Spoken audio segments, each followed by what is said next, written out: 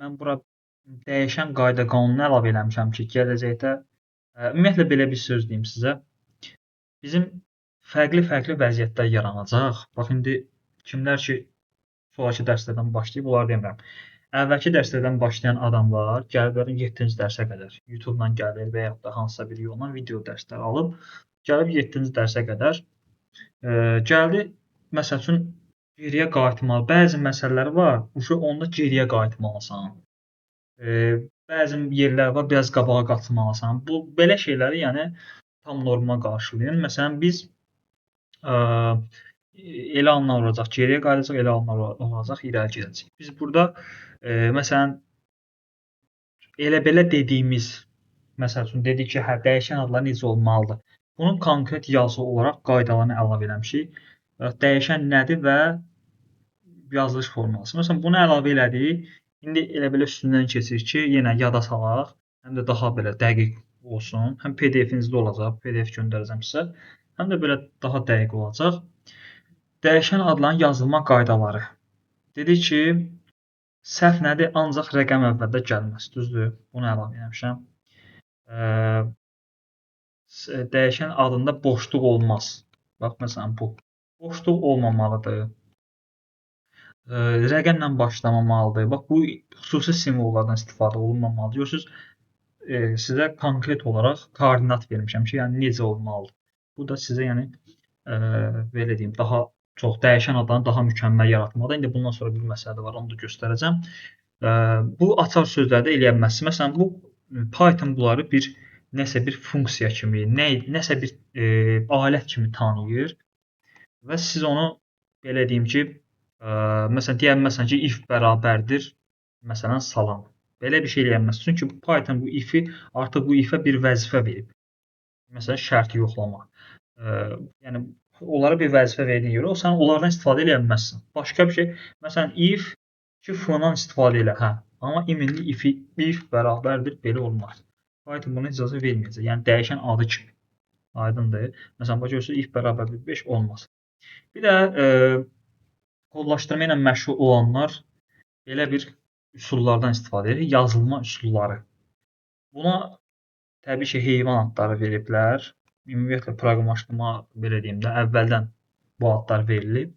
Pythonda istifadə olunanlar başqadır. Məsələn, Pythonda hansına üstünlük verilir? Birinci üsul təbii ki, Pythonda ən çox istifadə olunan snake case-dir. Bu nədir? Sözlər hamısı balaca hərflə yazılır. Aralarında bir dənə alt tire olur. Məsələn, 2 sözlü, 3 sözlü hamısının arasında alt tire olacaq. Hamısı balaca.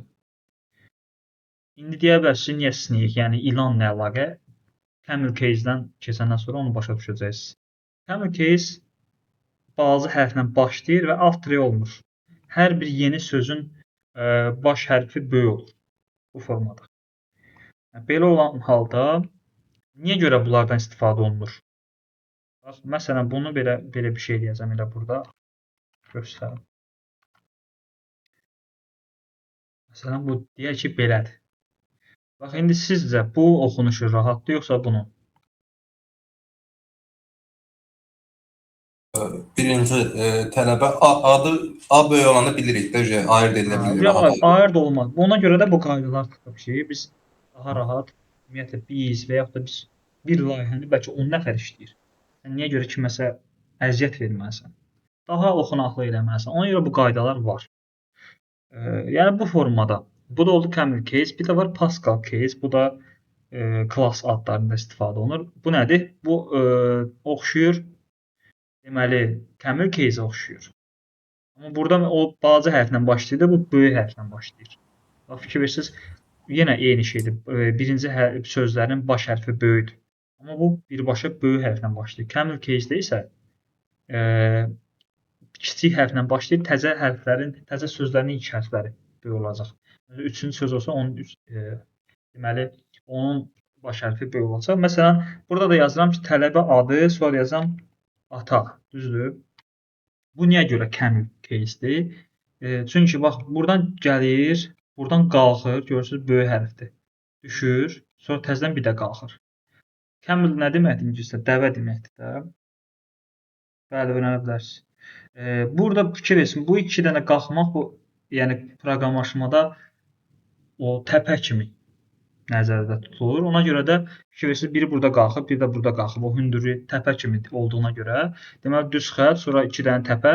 Bu dəvə belinə oxşadığına görə bunu camel case adlandırıblar. İndi ondan da başa düşürsünüz snake case nəyə görə snake'dir. Buradan məsəl üçün gəlir, tutaq ki, bunun yolu belədir, sonra aşağı düşür, təzədən qalxır yuxarı belə elə bil ilan formasında, ilanın o yol gedişi formasında belə sağa sola, yuxarı aşağı belə bu formada olduğuna görə bunu snake case adlanır və Pythonda da ən çox seçilən üsul budur. Yəni bununla işləsəz daha belə peşəkar olar. Məsələn, hətta bunun söhbətini də apara bilərsiniz ki, məsələn, tutaq ki, camel case və yaxud da digər Pascal case klasslardadır. Deyə bilərsiniz ki, məsələn, sən niyə görə bunu eləyən, istifadə edən adama deyə bilərsən ki, niyə görə camel case-dən istifadə edirsən də Pythonda kod yazırsan, Pythonda da ən çox istifadə olunan budur. Yəni səbəb nədir camel case-də? O da özünə görə səbəb deyə bilər. Yəni belə. Bu dəyişən adlarının yazılma üsullarıdır. Qısaca, yəni dəyişən nə deməkdir? Hansı formada olur? Hansı qaydalara əsasən və biz burada yenə qeyd etmişik. Pythonda əsas yazı forması snake case. Yəni baş hərflər böyük olmaq falan yox. Aydındır. Data tiplər falan bunlar heç. Biz indi hər bir data tipinin təbii ki, nəyə baxırıq? Metodlarına, onlarla işləmək. Yəni birinci tanışlıq edir, sonra da onlarla işləmək. Biz gələk bura, başlayaq hardan. Build funksiyalar hələ gələcək, amma hələ build-ə var. Build-ə tələsməyək. Burada sizə bir yaxşı xəbərim var, bir dənə də pis xəbərim var. Birinci hansını deyim? Yaxşı xəbər verim, yoxsa pis xəbər? Yaxşı. Yaxşı olsun. Yaxşı xəbər odur ki, məsəl üçün tutaq ki, string metodu da düzdür, bax gələk bilan. String metodu. String metodu deyəndə mən burada məsələn atıram 30 dənəsini yazmışam. Bunun 7, 8-i, 10 dənəsi, 15 dənəsi, yəni maksimum bu qədər çox istifadə olunur, çox rast gələcəksiniz. Gələcək dərslərdə də, real layihələrdə də, işlərdə də. Bu yaxşı xəbərdir. Pis xəbər odur ki, yəni pis xəbər də vermək lazımdır. Pis xəbər odur ki, günü-gündən data çoxalır. Yəni əlavə funksiyalar gəlir, əlavə metodlar gəlir. Deməli də hər gün amma artır, data çoxalır. Yəni bunun pis tərəfidir ki, siz artıq string metodu deyəndə çox yaxşı da olmasa məlumatınız olmalıdır ki, məsələn stringlə hansı metodlar var. Baxın, bunların hamısını əzbər də olmasa bilməlisiniz. Yəni bu metod nə iş görür? Bu metodla mən nə edə bilərəm? Aydındır. Yəni datanın çox olması pis xəbərdir, amma onun az hissəsinin yaxşı bilmək sənə üstünlük verəcək. Bu yaxşı tərəf. Yeni datanın əlavə olunmasını, məsələn, yeni data əlavə olunur da deyək ki, onu hardan bilirlər? Kimsə yəqin o qədər işləyir ki, nəsə ortalığa bir şey çıxarır, onunla yayılır, elə bir şey olur, yoxsa hardasa oxuyuruq, bilirik. Belə deyim, gələndə Python'ın yeni versiyasında gəlir və kitabxanasında gəlir. Amma niyə görə gəlir? Məsələn, niyə görə upper çıxıb, niyə görə lower çıxıb? Yəni bu olmayanda Python işləmirdi və yaxud da iş getmirdi. Python istifadə eləmirlər. Xeyr, təbii ki, olunur. Sadəcə məsələ burada nədir? Daha rahat olsun. İşlərimizi rahatlaşdırır. Biz elə bir dövrə gəlmişik. Məsələn, 10 il bundan əvvəlki Python'dan indikində çox fərq var. Başa necə? Məsələn, bəzi proqramlardan bura inteqrasiya olur. Məsələn, bu upper-la lower SQL-də də var. Səhv etmirəmsə Excel-də də olmalıdır. Bu ümumiyyətlə belə deyim, sırf Python-a məxsus olan hissələr var.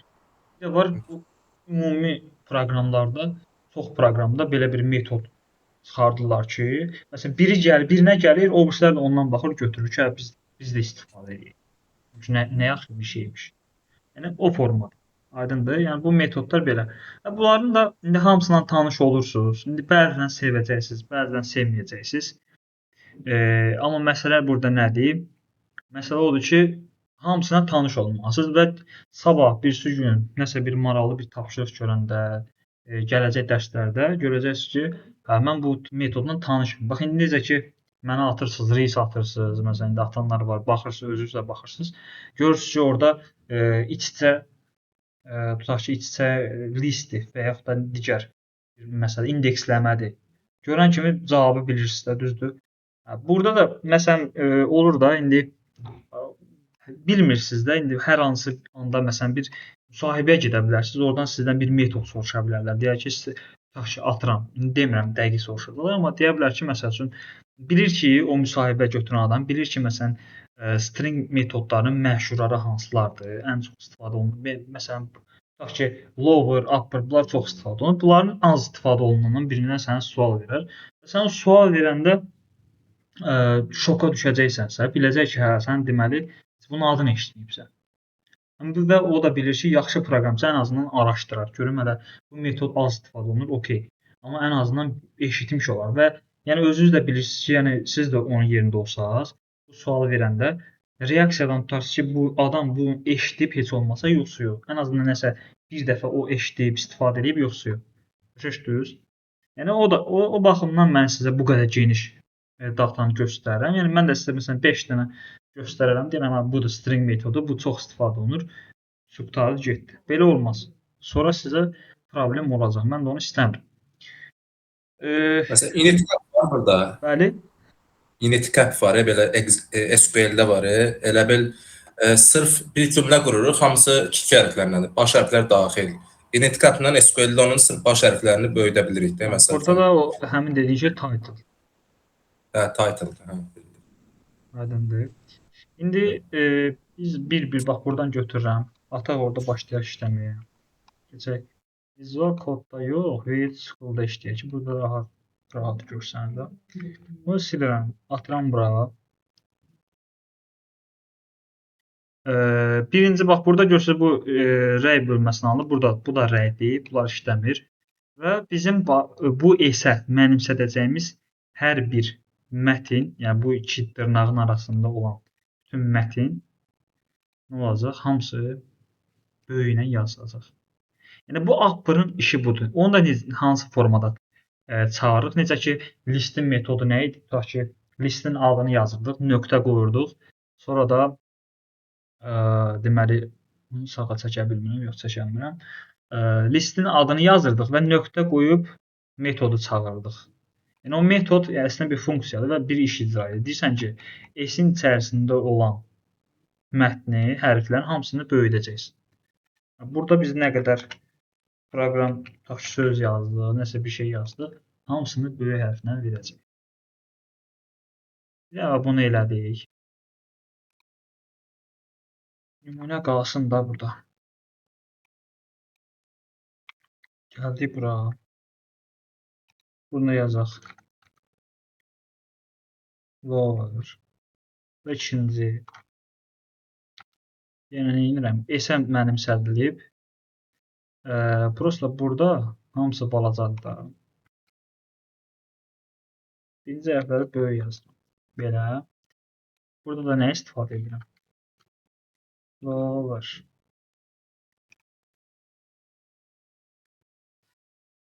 Deməli, birincidə bu teksti hamısını böyük hərflə yazdı, ikincidə hamısını balaca hərflə. Bir şey soruşurum. Bu Python'da var. Balaca hərfləri böyük, böyükləri balaca eləsin. Bəli, o da var. Elə bu metodlarda biz görürsüz, sizin ağlınıza gəlir və sizə bu müsahibələrdə soruşa bilərlər. Başqa bir yerdə nəsə bir temada yarana bilər bundan bağlı. Hamısını biz burada əlavə eləmişik. Amma bir-bir gedir, tələsməyək də. Bu böyütmə, kiçiltmə və title. Elvin bəy dediyi məsələ. Title nə edir? Ancaq hər bir sözün baş hərfini böyüdüb bizə qaytarmış olacaq. Görürsünüz, burada nümunə kimi göstərib. Bu heç, bununla işimiz yoxdur. Hər bir sözün baş hərfini böyüdür. Bunlar hər biri bizə lazım ola bilər. Sonra baxaq. Burada nümunəni göstərib. Cədvəldə də nə iş gördüyünü yazmışıq. Nə iş gördüyünü cədvəldə yazmışıq. Capitals nədir? Bu cümlə qaydalarına əsasən nə edir? Ancaq cümlənin ilk hərfini böyüdəcək. Cümlədə necə olur? Yəni nöqtədən sonra böyütmə işi həmin işi görəcək. Buradakı yazının Görürsünüz, hamısı fərqli format. Biraz aşağıda biraz daha qəlizləri var. O strip məsəl üçün. Bu biraz başa düşülməsi çətin olan bir şeylərdir, amma indi biz baxacağıq, burada çətin bir şey yoxdur. Deməli, Dırnaqları götürür aradakı o ara kəsmələri. bizim bax sözdür. Sözün sağında və solunda boşluqlar var. Düzdür? Lap bunu belə bir şey deyə bilərsiniz. Tutaq ki, dərs qurtarmışıq. Özünüz üçün maraq üçün belə bir şey deyə bilərsiniz. Print. Neyniyərsiniz burada? Birinci S yazarıq, S print edərik. Hə, 1-1, hə, 1-1. Məsələn, belə bir şey yoxdur ya. Bu metod olaraq gəlməyə bilər. Len S.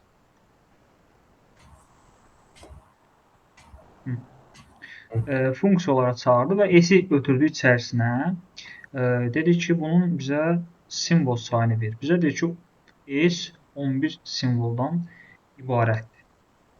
Düzdür? Bir dəfə də gəlirəm aşağıda. Deyirəm ki, print bu strip olunmuş forması. Bunu gətirirəm, atıram lenin içərisinə. Deyirəm ki, indi də bunun uzunluğuna verir. Yəni simvol sayır, boşluq da sayır bu arada, vergül də sayır, hər bir şey sayır. Düzdür, belə. Bu da eləcək 5. Bunu yoxlayaq. Belə tək işləyəndə, belə bu formada yoxlayın, görək harada səhvimiz var. Strip'in Bu aha. hello-mu sıfırdan saydı, birdən saydı. Yox. Məndə birdəndir. Buradan başlayır. Len olaraq sayında 1, 2, 3, 4, 5 belə gedir. Bu şeyi kimi saymır. İndeksləmə kimi saymır. Burada hansı xətanı aldıq? Ben ona baxaq. Syntax error. 3 dənə mötərizə olmalı deyil sonda. Sonda 3 dənə. Elə mən də ona baxırdım. Biri printindir, biri lenindir. Bax, fikir verirsiniz, fərqə baxın. Strip olunmuş versiyası və strip olunmamış versiyası. Fərqə baxın, 11 deməli, 11 çıx 5, 6 dənə boşluq var imiş burada. Belə çıxır. O boşluqlar silinib və nəticədə belə qalır. Başa düşdünüz? Bu sağdan və soldan boşluqları siləcək bu. Bir də var soldakıları siləcək. Necə? L strip, bir də var R strip, left right. Aşağı gələk, buradan ataq. İndi fikir verin. Left strip düzdür. Bizə baxın, nəticə nə verir? Əslində belə baxanda nəticə belə göstərir, amma biz solunda və sağında boşluq var. Gəl belə bir şey eləyək. Bunu işlədək. Təxmini 9-10 verər. Belə bundan bir dənə də ataq. Qardaşlar, mən də silək. Bunu başa düşdük. Burada problem yoxdur. Bəli. Mən də run eləyək. Axırıncı vəziyyətinə baxaq. S-strip. Yox. Burada S yox. L olmalı deyəsən. L strip. LS-dir. Yəni left strip. 8 oldu. Yaxşı, mən bilmək istəyirəm ki, bu deyir ki, soldakı boşluqları silmir. Left strip, yəni soldakıları sil. Mən bunu yoxlamaq istəyirəm. Necə yoxlaya bilərəm?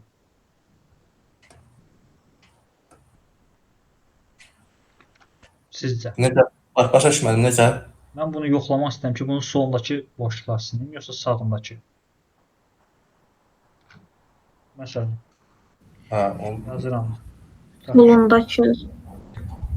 Bax, belə bir şey getdi.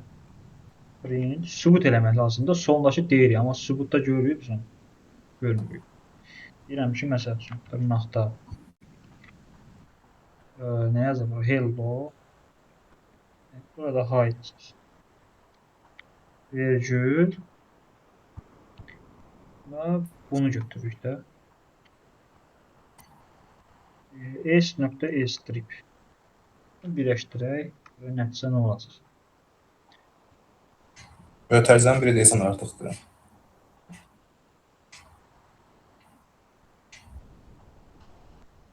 Hi, hello. Yaxşı. Solundakıları götürüb, sağındakıları götürüb, yoxsa götürməyib?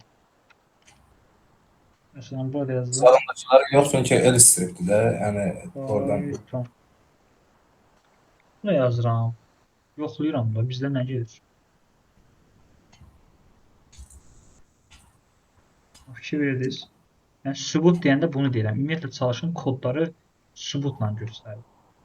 Bir şey deyir, hə, bu deyir, soldakılar silir. Mən görmürəm axı, burada soldakıların silməni görmürəm axı. Hani, yenə hello, bayaqçı hellodan. Burada ikisində də var, solunda da, sağında da var boşluq. Amma mən başqa tekstlə birləşdirdim, gördüm ki, yox, gördüm burada nə qədər boşluq var. Deməli, sağdakılar silmir. Bu təbii ki, bir nümunədir. Amma siz özünüz indidən belə öyrəşdirsəz, gələcəkdə bütün kodları sübut edib və sübut edəndə əlavə bir məsələlər çıxacaq ortaya. Həm bilikləriniz möhkəmlənəcək, həm nəsə problem çıxacaq, onu həll edəcəksiniz. Görürsünüz, burada maraqlı işlər gördük. Kiçik bir sübut eləməyə çalışırıq, amma maraqlı işlər almır. Ona görə çalışın belə edin. Yəni, üzdən getməyin. Artıq mən air stripi də başa düşdüm ki, burada sağındakı boşluqları siləcək. Məsələ o deyil, yəni ancaq bir sözdən ibarət olsun. Ola bilər 20 dənə sözdür və dırnağa qədər 10 dənə də əlavə artıq boşluq qoyub. Kimsə indi uşaqdır və yaxud da nəsə yuxulu olub, nəsə indi bir səbəblə götürüb dırnağa qədər nə qədər boşluq qoyub. Həmin o dırnağa qədər boşluqları silməsi üçün bundan istifadə edəcəyik. Split. Aşağıda o metodlar var, bayaq dediyiniz məsələlər. Bir gedirik də. Split. Split bu arada list yaradacaq. Bunu yadda saxlayaq. Onu elə götürək. Yuxarıdakı nə idi? Yuxarıdakı split. Bunu oxşuyurdu. Strip. Hə, strip. Hə, buradadır. Hə. Airdə yəni sağındakı, bu Hello'nun sağındakılar. Bundan danışdıq. Yox, split'i deyirəm. Orada R ilə də, burada L ilə. Onu başa saldım. Olar. Gəldik bura. Mən bunun hamısını sildim. Bir-bir yazırsınız, kodları dəyişdirirsiniz. Belə bir mətn mənimsədilir və aralarında boşluqdur. Fikir verirsiniz. Bir dəfə split eləyib biz istədiyimiz yerdən bu arada split eləyə bilərik. Bunu belə eləyək, nəticəyə baxaq. Run eləyək. Fikir verirsiniz. Deməli, bax, stringdən, bunu da yadda saxlamaq lazımdır. Stringdən nə yaratdı? Hansı data tipi yaratdı? Text deyəsən. Yox, bunun adı nədir? List. Hə, list. String idi əvvəl, indi olur list. Split funksiyası stringdən list yaratdı. Məsələn, deyə bilərəm ki, yazaq burada dırnaqda o-dan parçalayaq, görək necə parçalayacaq. Fikir verirsiniz neynədir? O-nun özünü götürür. O-nun özünü götürür və boşluqlar da yazıda təbii ki. Boşluq onsuz da boşluqdur. Biz burada list, burada ən məntiqlisi, əgər bu sözlərdən list eləmək istəyiriksə, ən məntiqlisi heç nə yazmamamızdır. O heç nə yazmayanda o boşluqdan parçalayır. Götürüb boşluqları silir. Və bu onların ayrı-ayrı bir, məsələn, bu 0-cı element, bu 1-ci element, bu 2-ci element formasında bizə göstərir. Fikir verirsiniz. Amma mən bura hərf yazsam, həmin hərfi itiririk biz. Fikir verirsiniz, Python o yazdım. Onu götürdü, sildi, ləğv elədi. O-ya qədər olan hissəni bir element kimi verdi. O-dan sonra olan hissəni bir element kimi verdi. Yenə baxırıq situasiyada. Bizə ola bilər lazım olsun, ola bilər lazım olmasın. Situasiya önəmlidir. Bir də var join. Bu, deməli, bax, fikir verin, split stringdən əsas elə yadda saxlayın ki, əsas o püf nöqtələri var da. Textdən, yəni stringdən nə yaratdı? List yaratdı. Split. Join isə bunun əksini listdən text yaradır. Görürsünüz, bir-birinin əksinə iş görən funksiyalardır var. Gəldi, bunu yenə sildik. Deməli, belə bir listimiz var. Və o listi biz nə deyirik? Deyirik ki, print birləşdirəcəksən, bax bunu bir dənə özümüz başa düşməyə çalışırıq. Yaxınlaşdırın. Deyirik ki, join list düzdür. Birləşdirəcəksən və aralarında hansı işarəni qoyacaqsan? Boşluq işarəsini qoyacaqsan. Boşluğu. Burada isə demişik ki, birləşdirəcəksən. Bunu bax birinci yazmaq lazımdır da. Yəni nə ilə birləşdirəcəksən? Tree ilə birləşdirəcəksən. Run eləyək. Gördük. İndi özümüz yazmağa çalışsaq, gəlin özümüz yazaq. Print. Deyirəm ki, boşluq. Bununla birləşdirəcəksən. Join metodu. Bax, bayaqdan biz metod deyəndə deyirdik ki, məsələn, adını yazırdıq, sonra nöqtə qoyduq. Burada elə deyil. Burada indi bu formada yazırsan. Join içərisində VST, yəni hamısı fərqli-fərqli ola bilir. Bu formada deyirsən və bir dəfə də bağlayaq mütərizəni. Deyirsən ki, nədən birləşdirəcəksən, nə ilə birləşdirəcəksən. Join eləyirsən listi və aralarına da qoyursan bu işarəni. Bunu bol-bol praktik. Dırnağın içində boşluq qoymayanda onlar hamısı özü birləşir. Burada boşluq qoymasaq, boşluq qoymasaq. Bax, belə suallar gəlir ağlınıza. Onu mütləq yoxlayın. Görün nəticə nə olacaq. Bir dəfə vergül qoyulur, bir dəfə bu çox yaxşı öyrənmənizə səbəb olacaq bir xüsusiyyətdir. Maraq, proqramlaşmada maraq çox vacib xüsusiyyətdir. Yəni bir var, bir dənə boşluqla yoxladın, çıxdın, getdin, bir də 3-4 dənə şey yoxlayırsan. Yazıqdır. Ən yaxşı yoxlayanlar. Bir dırnağın arasında məsələn A hərfini də qoysaq, elə bir ortalıqdaşlar hamısı Python, A. Yəni bu elementləri onunla birləşdirəcək. Aralarına onu qoyacaq. Boşluq qoysa aralarına boşluq qoyacaq. Yəni Python-a maraqlı deyil, sən ora nə qoyubsan. Sən ora qoyduğun şeyi sadəcə götürüb onların arasına qoy. Məsələn, yazacağam ki, H. Götürüb o H-ı qoyacaq o elementlərin ortasına. Və baxın, Python bir dənə H, sonra is, sonra bir dənə H, sonra font. Yəni sən boşluğu da qoysan, o boşluğu götürüb ora qoyacaq, H-ı da qoysan, ora qoyacaq. Yəni ona fərq eləmir. Bu bizə fərq eləyir ki, bu H-la məntiqsizdir. Bu olmalıdır boşluqla. Boşluqla olmalı, aralarında boşluq olsun və ya da vergül olsun. Başa düşdünüz? Yəni bu biz üçün mənalıdır, Python üçün mənalı deyil. Belə, replace hansısa bir sözü dəyişmək istəyirik. Ona qədər çox yüklənməyək. Deməli, bax, burada replace istifadə edirik. Deməli, yenə mən nədən istifadə fikir versiniz, bayaqları boşluq, nöqtə, sonra join içərisində listi idi. İndi fikir verin, bax, hərəsinin bir işləmə prinsipi var. Bu da string metodudur. Amma bu deyir ki, yox, bax, hansı dəyişəndirsə onu yazırsan, nöqtə qoyursan, sintaksa fikir vermək lazımdır. Sonra çağırırsan metodu və hansı sözlə dəyişmək istəyirəmsə onu yazırsan. Başa düşdünüz? Birinci söz nədirsə, bax nə yazıbsansa, ikinci sözü yerinə onu qoyacaqsan. I like Python idi, o da I like. Təbii ki, biz yenə bu Python'da bu kodla dəyişsə də biz yenə Python sevirik, amma burada kodla dəyişə bildik. İndi mən sizə belə sual verirəm. Bunun baş hərfini kiçik yazsaydım, dəyişəcəkdi, dəyişməyəcəkdi? Xeyr, dəyişməz. Dəyişməzdi. Dəyişməz. Bəli, dəyişmir. Çünki bu elə bir ki, deyir ki, belə bir söz yoxdur orada. Yəni bu yenə biz üçün biz baxanda deyirik ki, bu eyni şeydir də. Amma Python elə deyil. Python dəyişdir. O sadəcə verilən əmrləri icra edir ki, bu eyni şey deyil. Bunun baş hərfi böyükdür, bunun baş hərfi kiçikdir. Deməli, bunlar başqa-başqa sözlərdir. Amma kod işə düşdü, prosta error vermədi. Amma belə İndi bizim yaxşı proqramçı nə edir? Ona baxaq. Yaxşı proqramçı həm Python errorlarını nəzərə alır, həm insan dilini, bax Python nədir? İnsan dili ilə kompüter arasında əlaqədir. Kompüterlə insan, bax belə deyək də, iki beyni, kompüter beyni, CPU, insan beyni. Bu iki dil arasında əlaqədir. İnsan beynində öz qanunları var. İnsanlar arasında da qanunlar var. CPU-nun da öz qanunları var. Python-un da öz qanunları var. Bu yaxşı proqramçı nə edir? Bunu elə idarə edir ki, nə şikansın, nə cavabda, nə Python error vermir. Python məsələn, mən burada yazıram Python, düzdür. mən Python dilində danışıram da Python məndən nə istəyir? Deyir ki, necə yazılıbsa elə ver. Birəbir eyni olsun. Mən də onun dediyi kimi verirəm. Və elə edirəm ki, həm də məntiqə uyğun olur.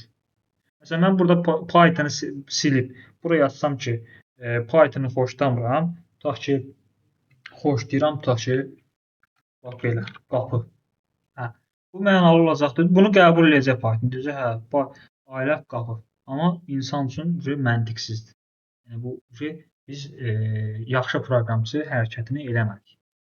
Python-u götürürsə yerinə başqa bir proqramlaşma dili qoymalıyıq. Yəni bu məntiqi işlərdir. Bunlar hamısını kontrolda saxlamaq lazımdır. Yəni və ən əsası da nöqtə vergülə fikir vermək lazımdır. Yəni sən əgər çox diqqətsizsənsə, bunun əvvəlində bu da təbii ki, yəni sintaks error çıxdı. Bir dırnaqla, iki dırnaq, qoşa dırnaqla açmışam. Bunu bir dırnaqla bağlayıram. Çox proqramçı belə səhv edir. Tez-tez yazır, fikir vermir, amma diqqətli olun. Mən iki dırnaqla açdımsa, avtomatik yadımda saxlayıram ki, bunu iki dırnaqla açmışam. Axırda bir dırnaqla bağlamayım. Olmaz. Yəni bu proqramlaşma dilləri bunu xəta olaraq qəbul edir. Görürsünüz? Bax, buradan mən sizə atacağam. Sizə belə araşdırmağa nəyə verirəm? Bunların hamısını oxuyursunuz sabaha qədər. Çünki mən sizə sabah tapşırıq atanda bunun 30-una aid də tapşırıq ola bilər. Mən sizə 10-una qədər tanış elədim. 10-cu deməli metoda qədər tanış elədim. Amma bunun içində asanları var, biraz belə başa düşülməsi çətin olan var. Bayaq Könül xanımın verdiyi sual. Swap case. Dedi ki, böyüyünü balaca, balacanı böyük. Görürsünüz? Hamısı burada əsasında. Mən sual vermişdim ona. Hə, kim? Fatimə? Bəli. Hə, Fatimənin verdiyi sualın cavabı da burada var. Yəni hamısı var. Məsələn, bu 42-dir, tutaq ki, 42-ni istəyirik ki, əvvəlində sıfırlar ataq. Neçədən atmaq istəyirsən? Tutaq ki, 3 dənə. 3 dənə atanda 5 dənə olacaqsa, 5 yazırsan ki, bu metodu çağırsan, yazsan 5. Yəni 42 ilə bir də 5 rəqəm olsun. Burada atdı sənə 3 dənə 0, 42 verir. Yəni bu formada bunları oxuyursunuz, tətbiq etməyə çalışırsınız və task eləyəcəksiniz. Bu asan olduğuna görə mən sizə bunu tam hamısını bir-bir göstərmədən task verəcəm. Yəni asan olduğuna görə. Amma elə mövzular var ki, mən sizə onu mütləq ki, keçəcəm 2 dərs, 3 dərs sonra task verəcəm. Sual var? Xeyr. 10 dənə atarsınız tapşırıq yoxsa? 10 dənə olacaq, hə. Ola bilsin 20 inanmıram, amma çalışacağam 10 dənə, minimum 10 dənə atacağam. Python'da build funksiyaları nədir? Buna qədər oxuyursunuz. Və bunu dediyim kimi, əsas burada diqqət eləməli olduğunuz şey nədir? Metodu çağıranda fikir verirsiniz, bu neyini bir şey? Dəyişənin adını yazıb nöqtə qoyub. Tutaq ki, burada. Burada da elədir. Yəni sintaksinə fikir verməliyik də. Sintaksinə fikir verin. Çünki bayaqları acil leni biz səhv yazırıq, xəta verdi. Len yazıb mötərizənin içərisində yazmaq lazım. Tez-tez yazırıq, xəta verir. Burada məsələn bax fikir verdiniz, burada hardaydı? Burada. Join-in içərisində yazılır. Amma bu birislərdə s nöqtə, yəni dəyişənin adı nöqtə metod. Burada amma funksiyanın adı mötərizənin içərisində dəyişən adı. Dəyişən adı artıq burada başqa yerdə. Nöqtənin əvvəlində deyil. Bunlara fikir verin, diqqətli olun. Əsas odur. Yəni bu nüanslara fikir verəndə yadda qalır. Belə. Dərsi bitirək.